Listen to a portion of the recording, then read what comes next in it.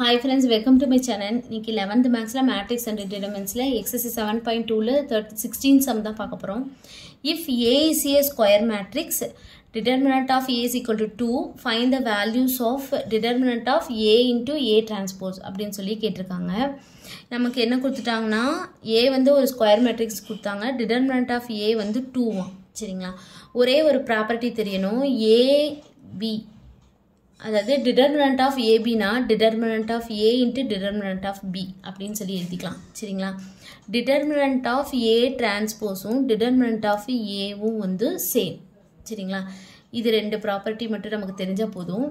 இப்போ இங்க அவங்க என்ன கொடுத்திருக்காங்க determinant of A into A transpose. அப்ப எப்படி எழுதலாம்? determinant of A into determinant of A transpose. A transpose வந்து determinant of A ன்னு எழுதிக்கலாம். அப்ப determinant of A into determinant of A. determinant of A வந்து அவங்க கொடுத்திருக்காங்க 2. அப்ப 2 into 2. அப்ப ஆன்சர் வந்து என்னது 4. அவ்வளவுதான் கண்டுபிடிச்சிட்டு வந்த சம். Thank you.